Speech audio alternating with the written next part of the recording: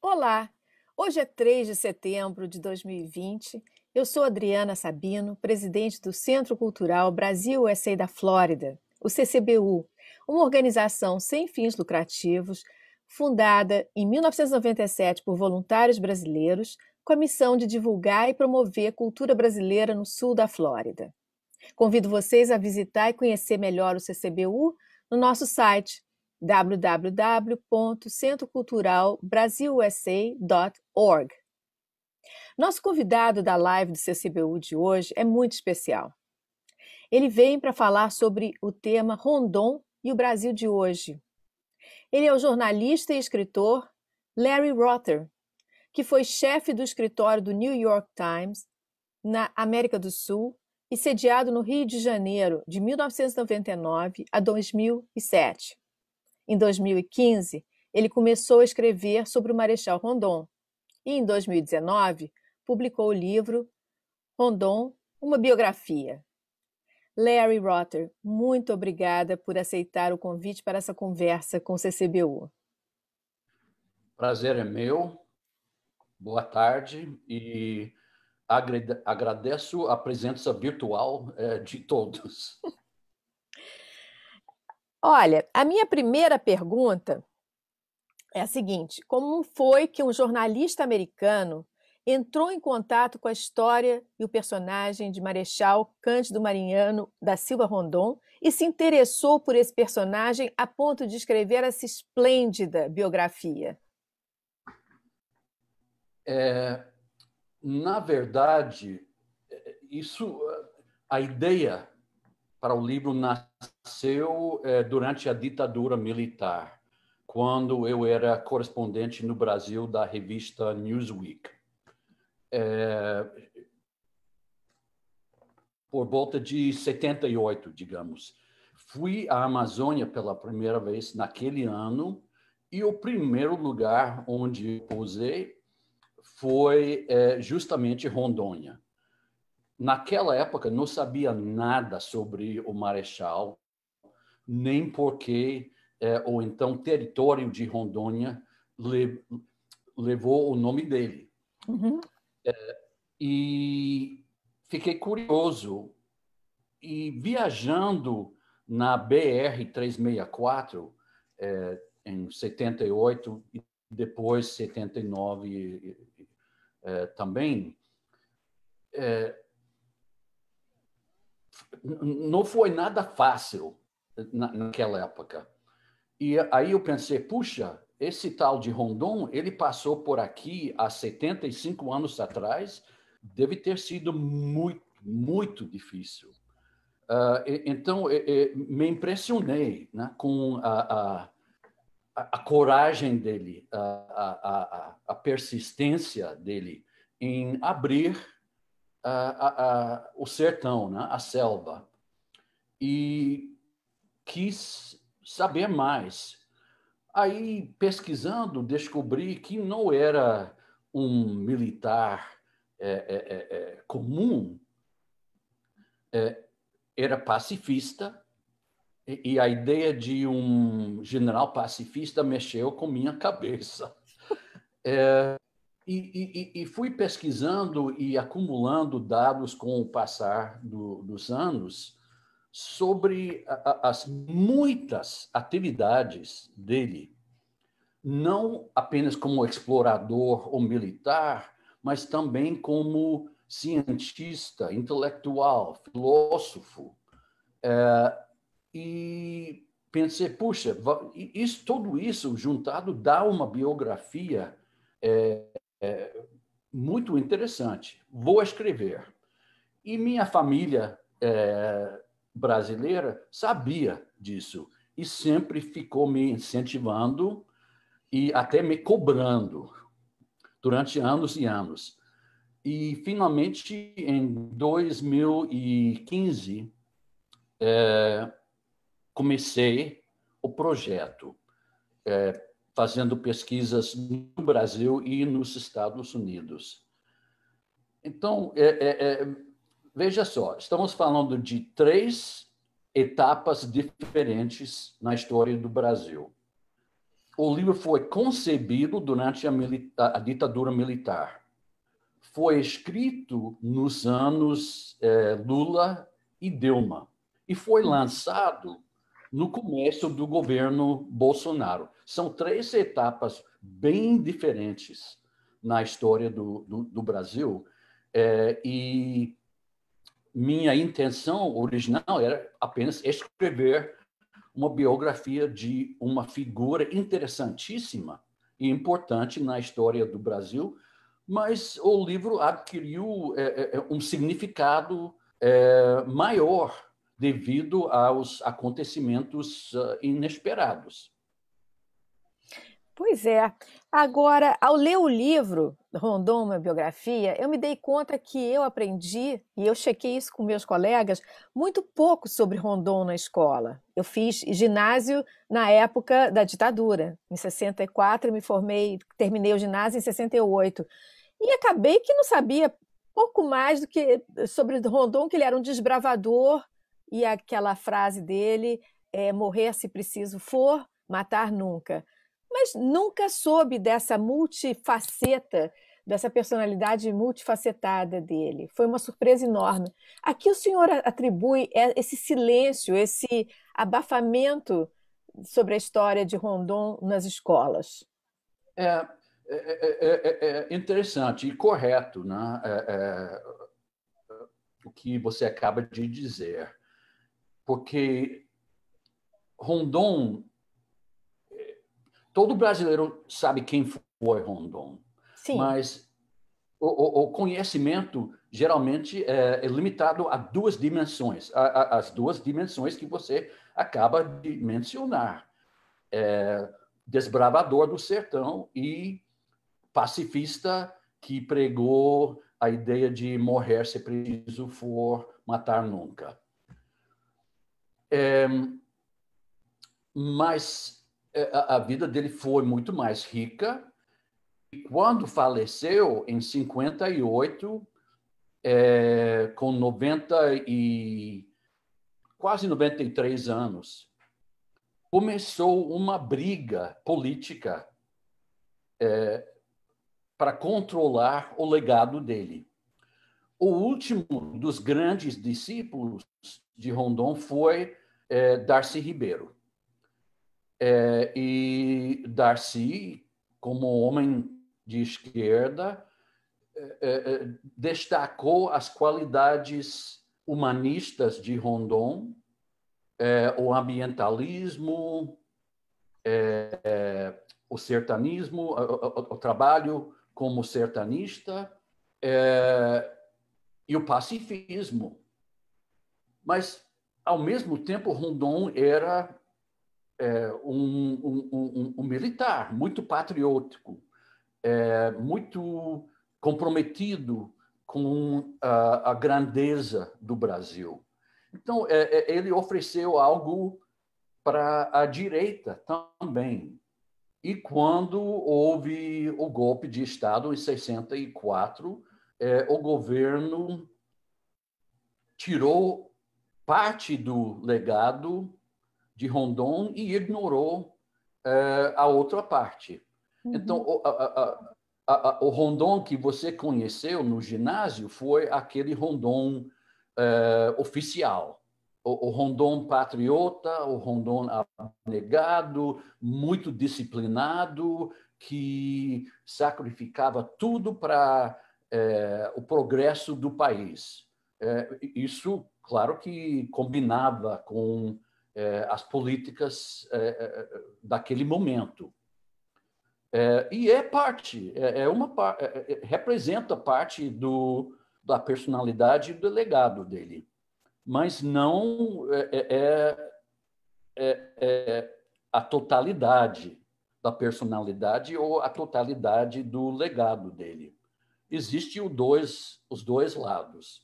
E depois da ditadura, renasceu, eu diria,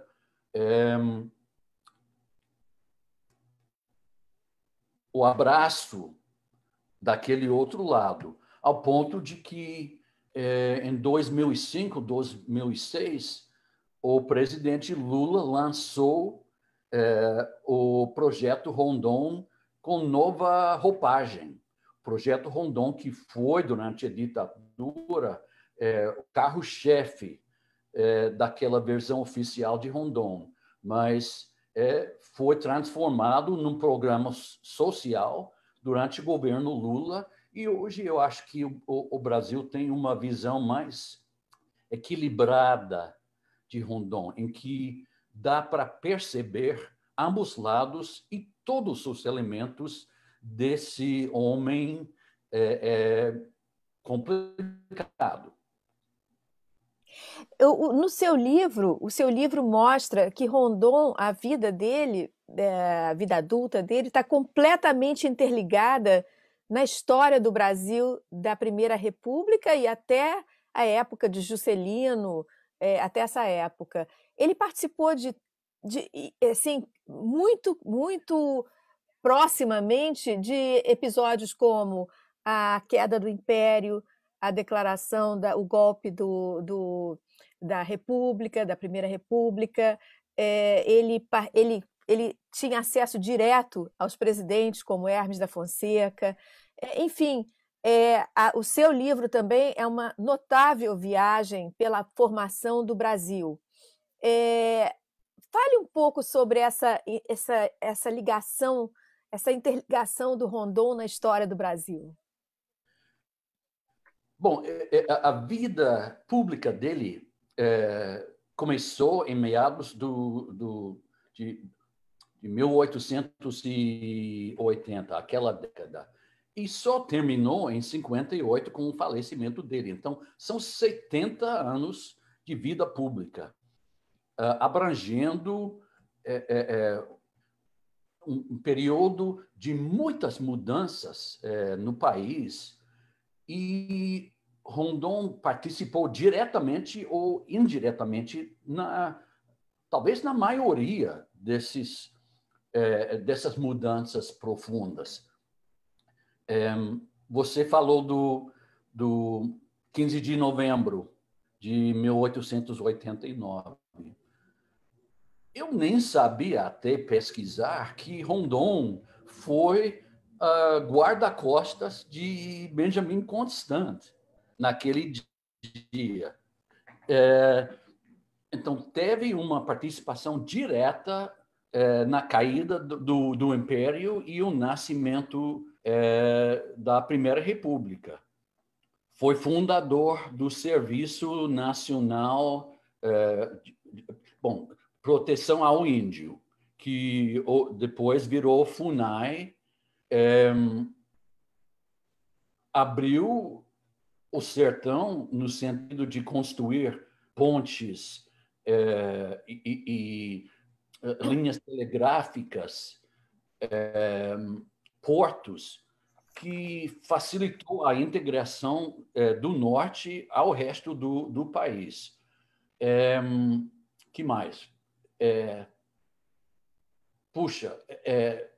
Já com 75, 80 anos, ele, mesmo sendo funcionário do governo de Getúlio, trabalhou para impedir que o Brasil entrasse na Segunda Guerra como aliado dos nazistas e os fascistas. Ele era um francófilo e queria que o Brasil participasse ao lado dos aliados para resgatar a França do nazismo. E a última grande campanha dele foi justamente a construção de Brasília, algo que ele havia apoiado desde 1890. Então, seu último ato foi apoiar Juscelino na construção, na campanha para construir Brasília em pleno Cerrado. Então, você vê como era variado os campos de atividade dele, como militar, como político, como cientista, como escritor. Realmente, para mim, eu fiquei muito impressionado. E eu também, ao ler a biografia que o senhor escreveu, inclusive porque o senhor transmite a parte humana dele. Quando, na véspera da declaração do golpe da República, ele teve que interromper o namoro com a dona Chiquita para levar a carta ao almirante que dependeria do apoio da Marinha ou não o sucesso do golpe. E é muito interessante como o senhor traz essa parte humana dele. Ele estava namorando, largou a namorada para sair correndo e levar a carta. No Brasil, vocês têm aquela expressão que alguém virou nome de rua. E, em certo sentido, Rondon virou nome de rua, de praça, de estado, etc. Mas era um homem de carne e osso. E eu realmente quis mostrar o lado humano dele também. O amor dele no casamento com os filhos, os amigos, e as brigas também. Mostrar toda a realidade da vida e a obra. A obra, claro, mas a vida também. Rondon ficou conhecido no exterior pela expedição Roosevelt-Rondon, que foi iniciada no final de 1913 e terminou em 1914. Foi uma aventura assim espetacular, foi uma grande aventura e ele liderou juntamente com ninguém menos que o ex-presidente americano Theodore Roosevelt. Conte um pouco sobre essa fantástica viagem e o que significou isso para o Brasil.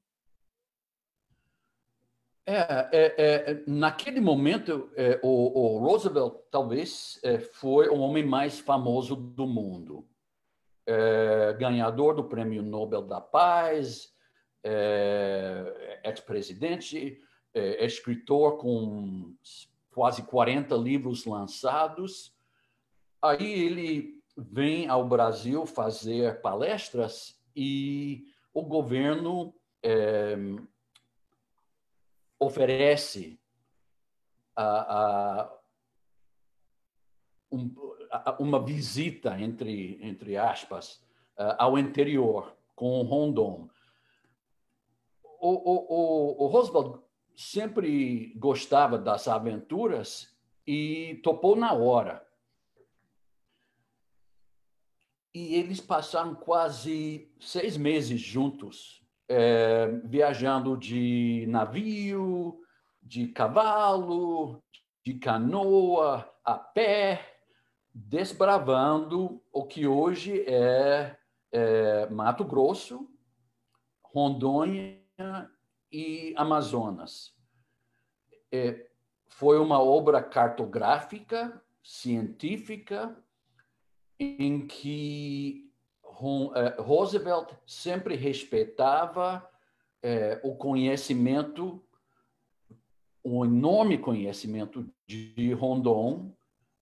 Houve momentos de tensão entre os dois líderes, mas eu acho isso natural num empreendimento difícil dessa natureza. Houve também alguns canoeiros mortos e que mais? E Roosevelt quase morreu, né? Quase morreu. Foi salvo pelo médico militar da expedição, que para mim, o Dr. Cajazeira, é o grande herói desconhecido da expedição. Operou em Roosevelt 2 vezes, salvou a vida dele e do filho dele também, Kermit.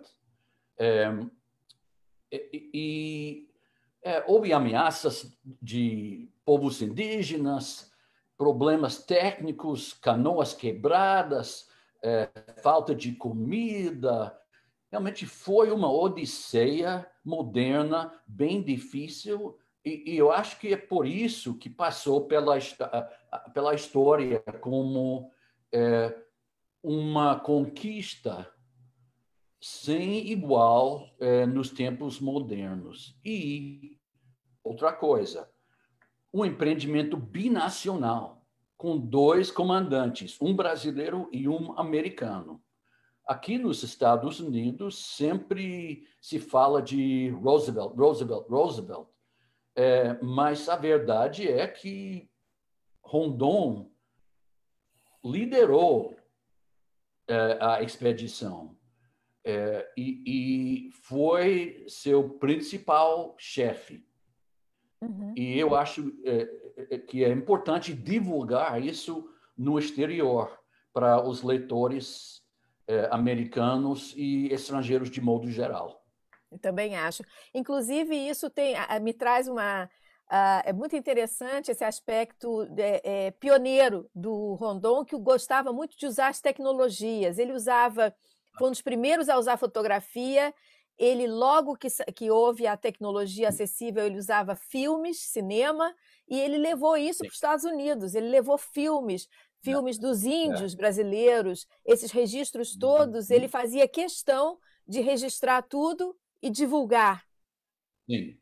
É por isso que o trabalho científico dele é tão importante e tem um valor ainda hoje, 100 anos depois. Além de filmar e fotografar, ele gravou também. Ele fez as primeiras gravações de campo, de música indígena na história. 1911 e 1912. Não existe nada antes disso, e hoje, claro que é um processo normal, corriqueiro.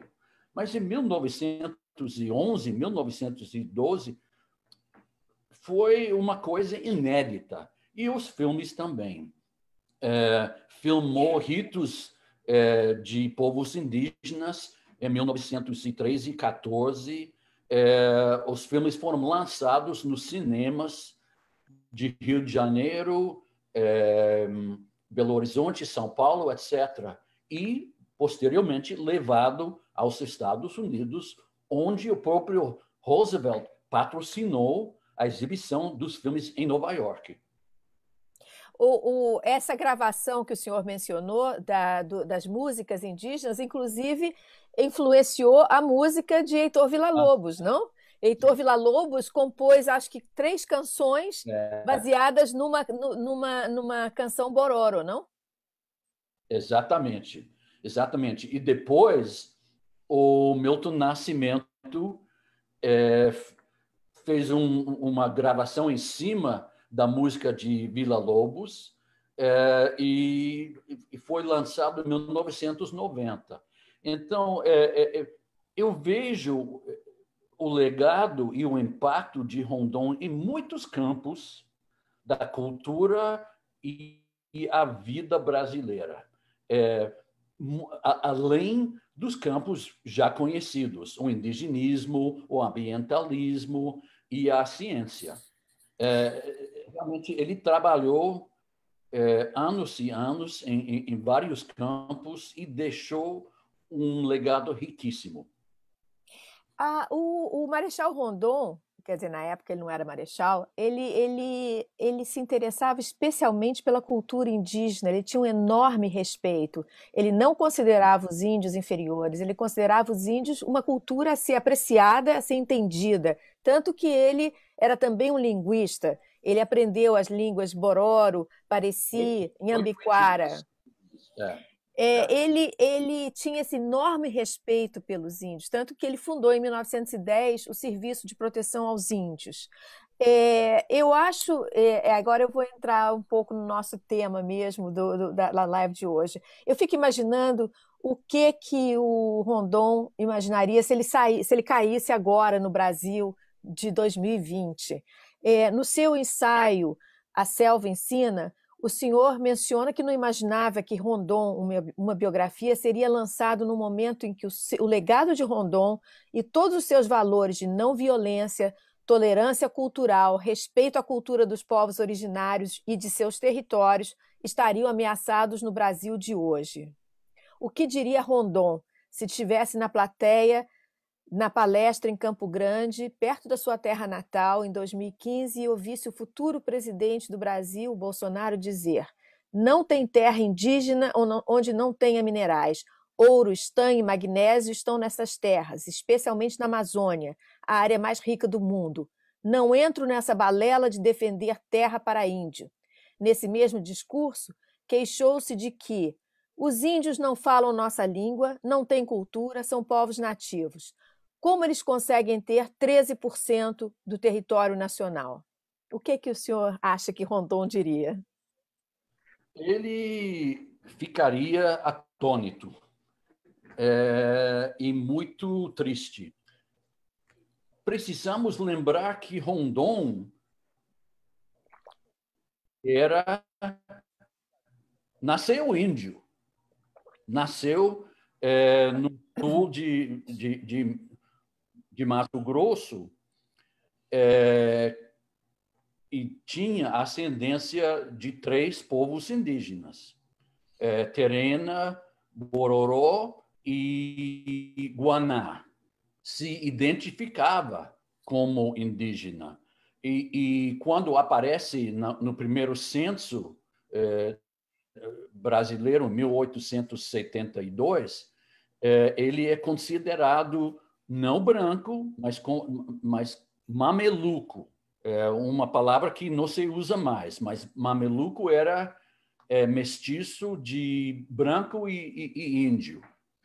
Então, a identificação visceral de Rondon com os povos indígenas nasce desse background dele como indígena. E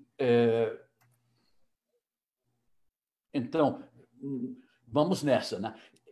No contexto atual, tudo que eu diria que Bolsonaro é uma espécie de Rondon ao contrário. Rondon respeitava, defendia, protegia, documentava a vida dos povos indígenas.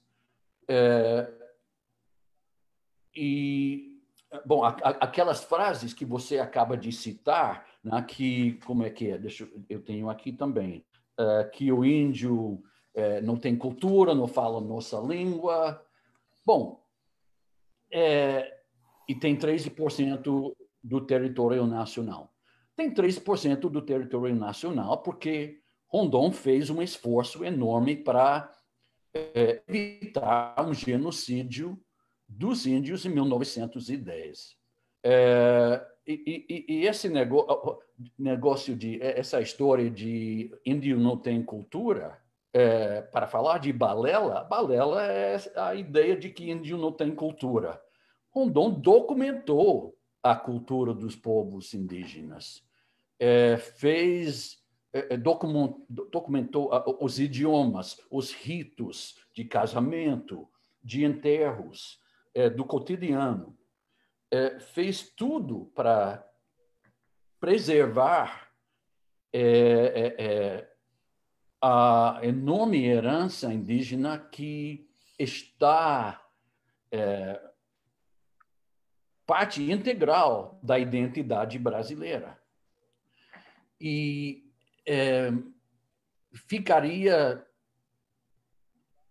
não apenas triste, mas ficaria indignado com as palavras do atual presidente nesse sentido. E eu acho que não é por acaso que o candidato Bolsonaro fez essas declarações em Campo Grande e em Cuiabá. É a terra de Rondon, ele nasceu lá. É uma maneira de desafiar e menosprezar os valores e ideais rondonianos.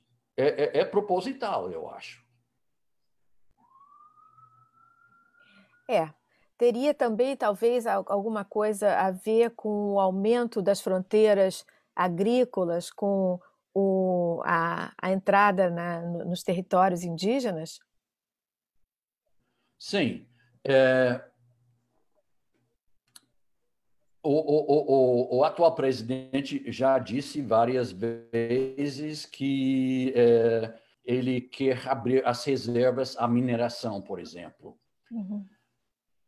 Mas Rondon criou todo um modelo de desenvolvimento sustentável. Nem existia, naquela época, a terminologia que usamos atualmente.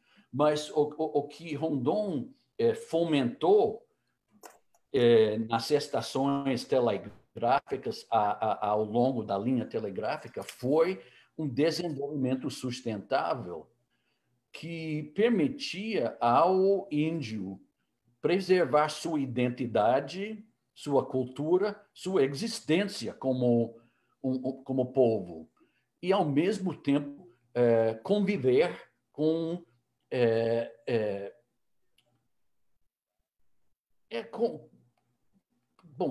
conviver com camponeses, com gente do campo. E, infelizmente, o modelo rondoniano foi abandonado nos anos do Estado Novo e hoje é uma luta feroz para reconquistar os valores e as ideias que Rondon pregava naquela época. Tem grupos fazendo isso. Porque Rondon foi, desculpa, o primeiro ambientalista brasileiro.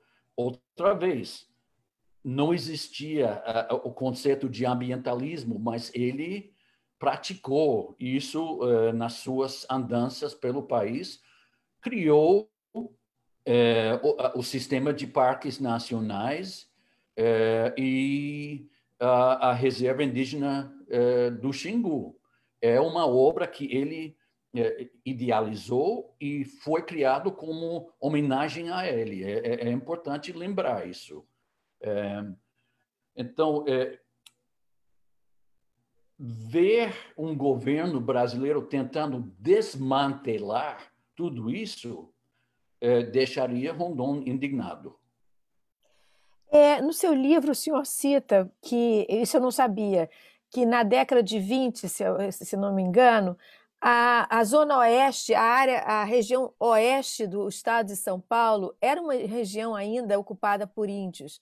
E a marcha para ocupar essa região significou o desaparecimento desses índios.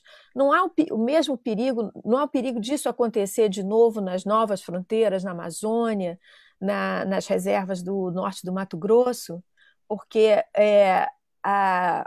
hoje em dia o oeste de São Paulo é uma área riquíssima de agricultura e era uma área indígena. Sim. E Rondon não conseguiu proteger esses índios. Será que nós corremos o risco de ver as reservas de hoje em dia também desaparecerem? Sim, sim, existe o perigo. E eu acho que é necessário lutar para que isso não aconteça. Acontece. Na verdade, o Rondon, como dizer, temos um presidente que quer a integração forçosa do índio na sociedade brasileira. Mas o Rondon, ele sempre pregava um sistema em que cada povo, cada tribo tem o direito de determinar o grau de aproximação com a a sociedade brasileira. Nada de integração forçosa, obrigatória. E o grande perigo é que o grande perigo agora, neste momento da história brasileira, é que o atual governo faça algo para acabar com a possibilidade de uma escolha livre por parte dos povos indígenas. É um momento extremamente perigoso, eu acho. O serviço, o herdeiro, o Serviço de Proteção aos Índios se transformou na FUNAI. Hoje em dia nós temos a FUNAI, que é a Fundação Nacional do Índio. Como nós estamos vendo um processo de desmonte da FUNAI, né? O que está acontecendo agora e como é que o senhor vê isso? A FUNAI foi efetiva? Minha primeira pergunta é: a FUNAI foi um substituto efetivo do Serviço de Proteção aos Índios, e o que está acontecendo agora com a FUNAI? Ao longo dos anos, das décadas, tanto o SPI como a FUNAI tiveram lideranças boas e ruins, mas o conceito sempre ficava o mesmo: usar o poderio do Estado brasileiro para garantir a integridade física e cultural dos povos indígenas. Agora nós temos um presidente que, durante a campanha, disse textualmente: eu vou dar uma forçada na FUNAI.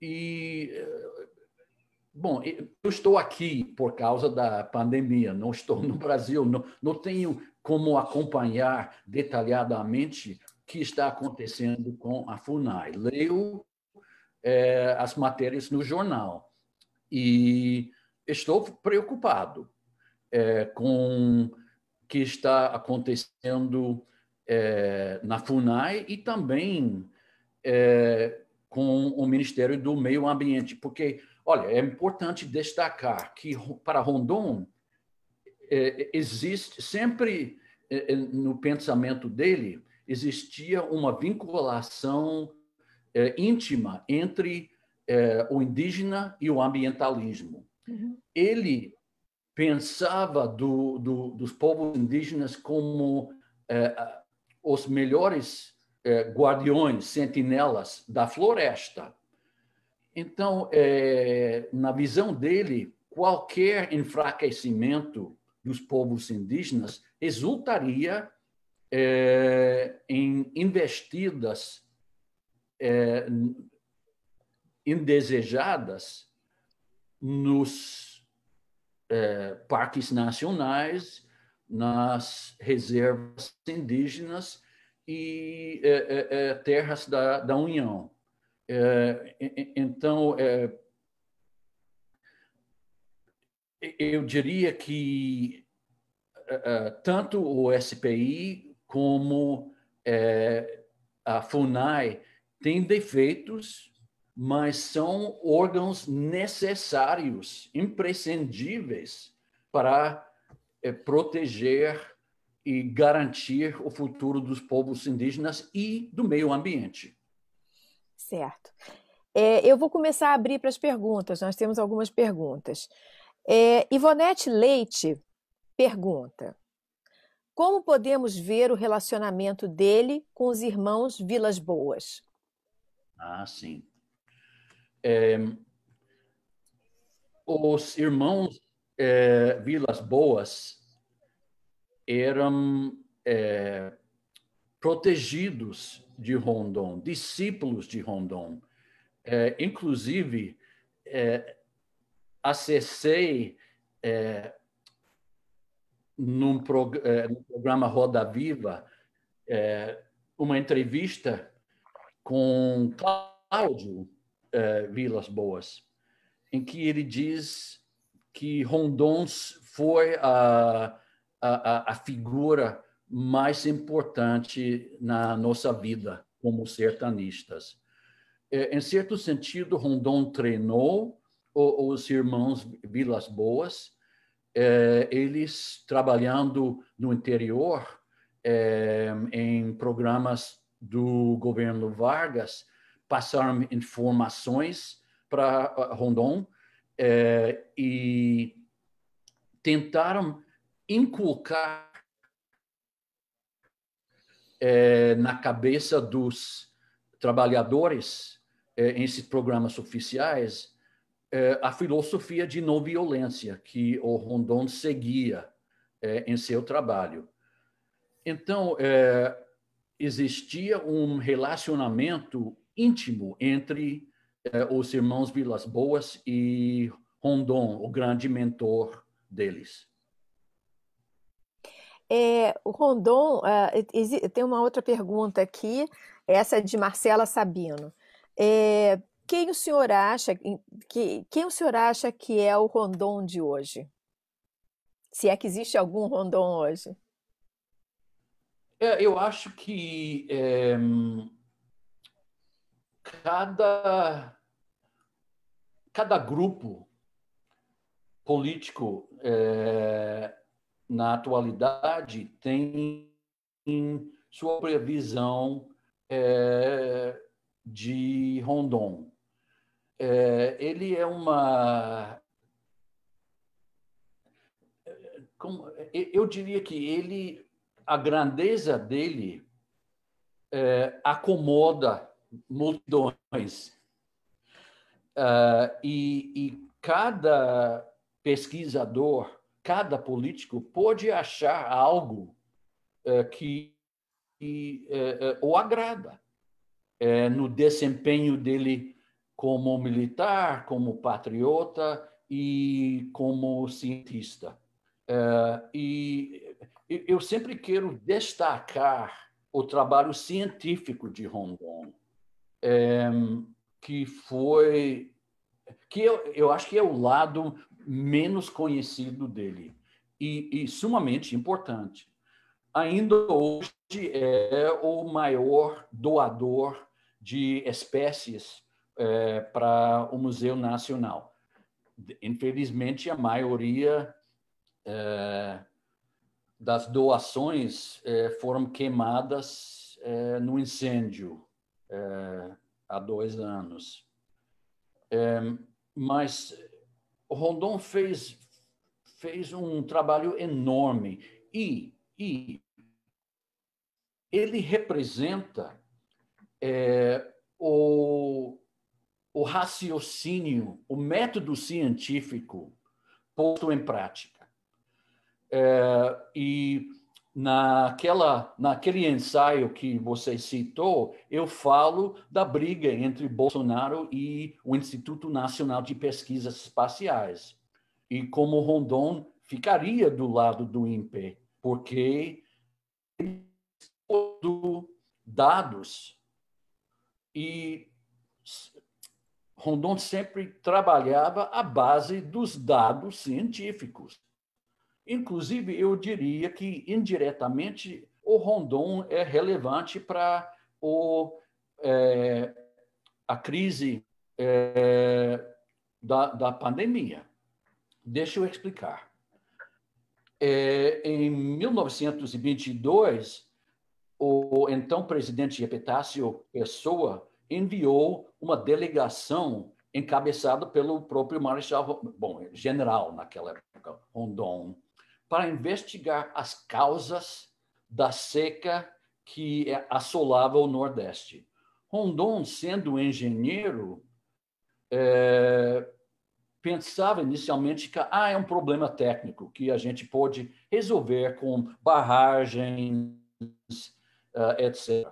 Mas logo, falando com todo mundo, com prefeitos, padres, comerciantes, lavradores, ele descobriu que não, o problema é, sobretudo, um problema político, um sistema de exploração do homem. E aí ele,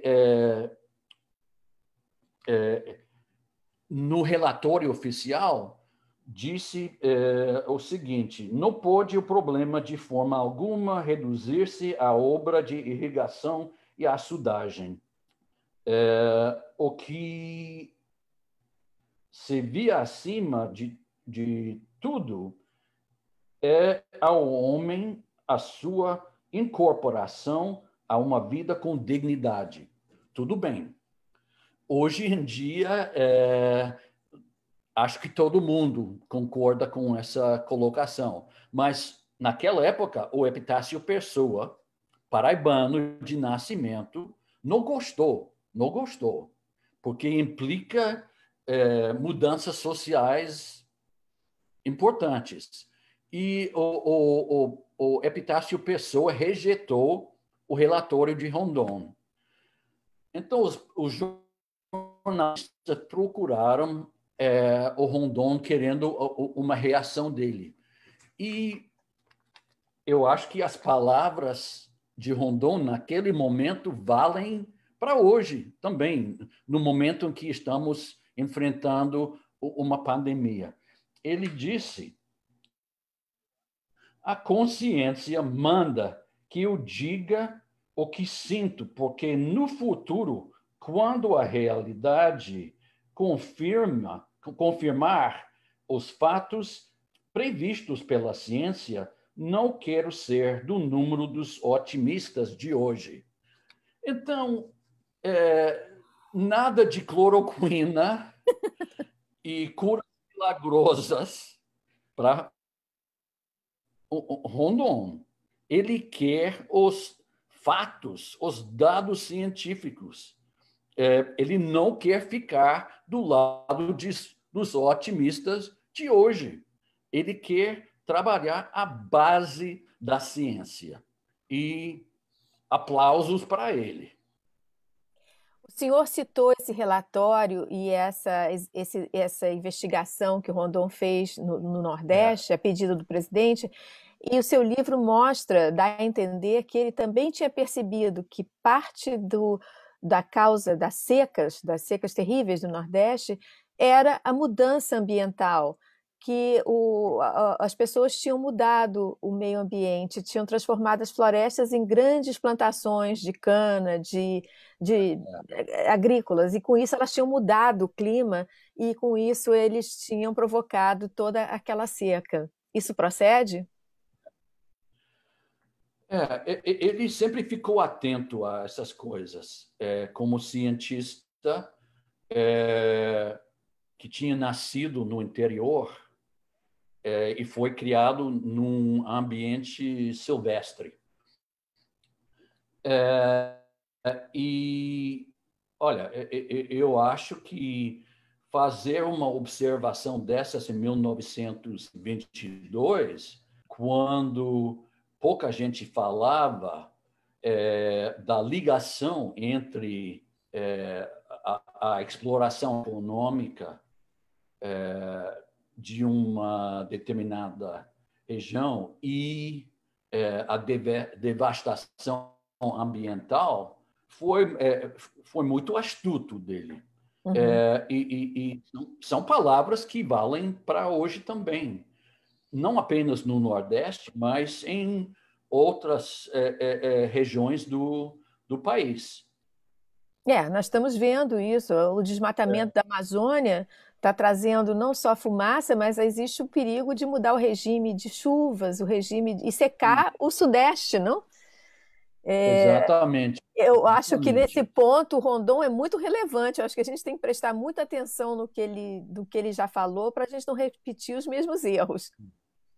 Ele entendia que tudo está interligado, que a natureza é uma coisa só que se manifesta em diversas maneiras, em diversos lugares.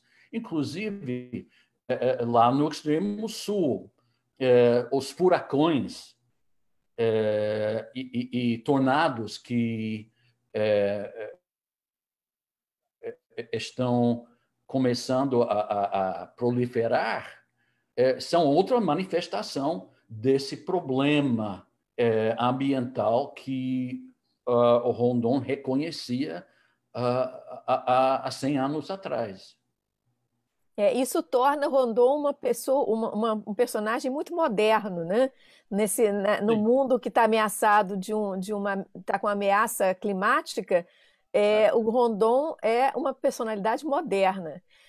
Eu queria voltar ao Rondon interessado e respeitoso pelos índios. Ele era chamado pelos índios de Pagem, Paggemera, Sim, o sim. que significa grande chefe. Os índios Chefe. tinham um profundo respeito por ele. O senhor pode explicar um pouquinho desse contato que ele tinha com as culturas indígenas, com os índios, e esse respeito que eles tinham por ele? Por quê? Olha, falar é fácil, mas cumprir com a palavra é difícil. Então, quando Rondon começou a trabalhar no Centro-Oeste e na Amazônia, os povos indígenas ficaram um pouco céticos dele. Mesmo com...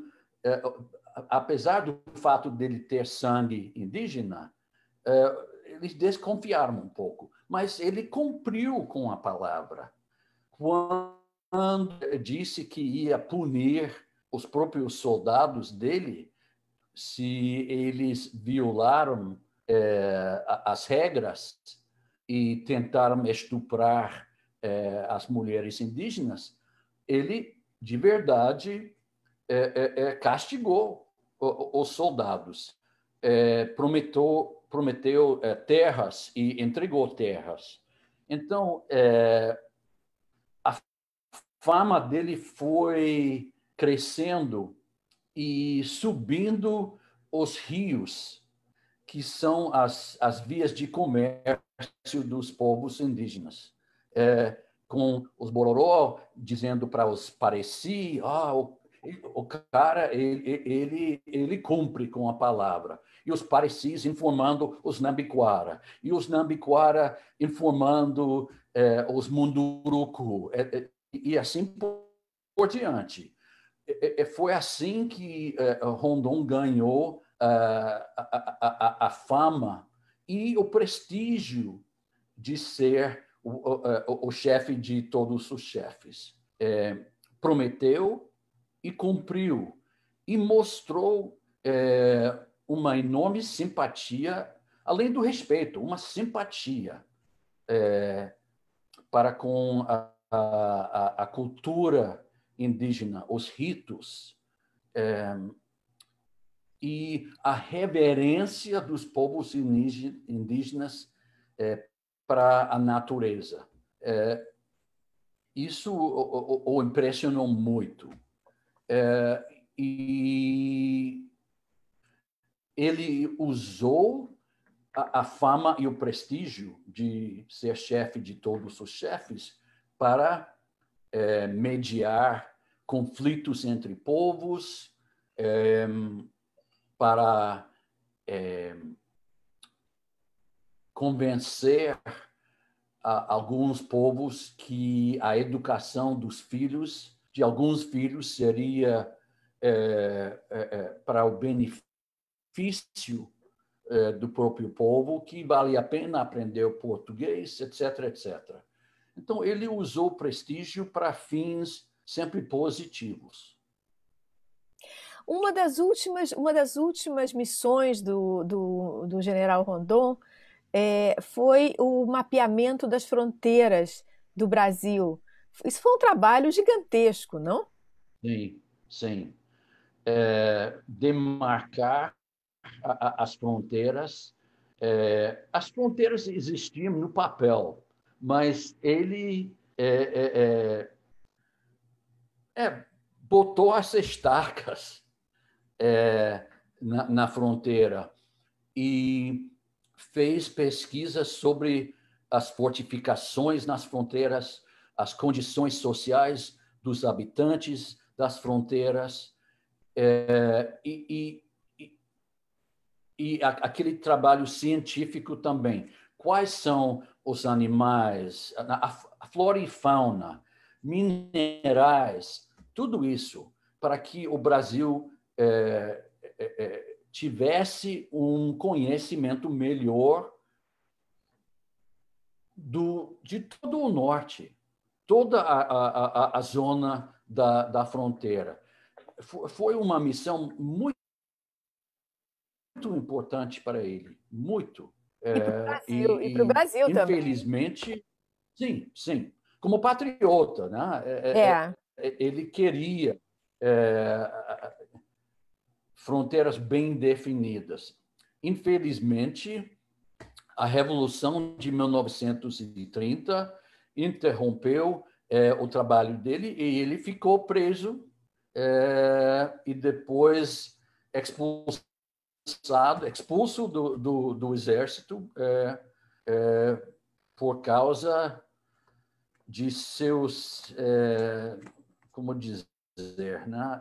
As desavenças com Getúlio. mas depois ele foi reincorporado e aí virou marechal, né? Sim, depois do falecimento do Getúlio, Depois do falecimento do Getúlio, sim. né? Do suicídio Nós estamos assim, de agora Getúlio. chegando ao. Mas, Ah, perdão. não, mas durante os 15 anos de Getúlio no poder, Rondon viveu uma situação difícil. Certo.